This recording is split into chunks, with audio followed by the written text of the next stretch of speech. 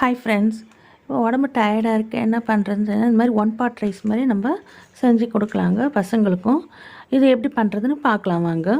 அதுக்கு first 3 class நான் புழுங்கலரிசி எடுத்திருக்கேங்க. நான் 3 கிளாஸ் புழுங்கலரிசினா 2 கிளாஸ் நான் துவரம்பருப்பு எடுத்திருக்கேன். நான்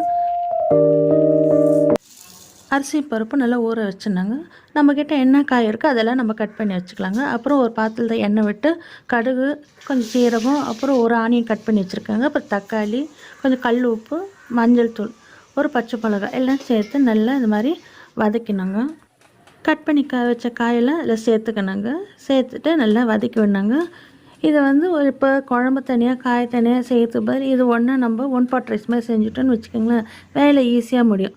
இப்போ 2 ஸ்பூன் சாம்பார் பொடிங்க, கொஞ்சம் சிட்டிக்கு சர்க்கரை, பெருங்காயத்தூள், அப்புறம் 8 கிளாஸ் தண்ணி விட்ருக்கேங்க. நான் 5 கிளாஸ் 3 கிளாஸ் அரிசி 2 கிளாஸ் பருப்பு எடுத்துருக்கேன் இல்லைங்களா, அதனால் 8 கிளாஸ் தண்ணி விட்ருக்கேங்க. நான் அப்போ நல்லா குழஞ்சி நல்லாயிருக்கும் சாம்பார் சாதம். அதுக்கப்புறம் நல்லா கலந்து விட்டுட்டு நம்ம அரிசி ஊற வச்சுருக்க அரிசி பருப்பும் சேர்த்து நல்லா கலந்து விட்டுக்கணுங்க. கலந்து விட்டுட்டு குக்கர் மூடிட்டோன்னு வச்சுங்களேன், ஒரு 20 மினிட்ஸ் இல்லை 15 மினிட்ஸ் வச்சு எடுத்தோன்னா சூப்பராக சாம்பார் சாதம் ரெடி ஆகிடுங்க. நீங்களும் ட்ரை பண்ணி பாருங்கள் ஃப்ரெண்ட்ஸ். மறக்காமல் நம்ம சேனலை சப்ஸ்கிரைப் பண்ணுங்கள்.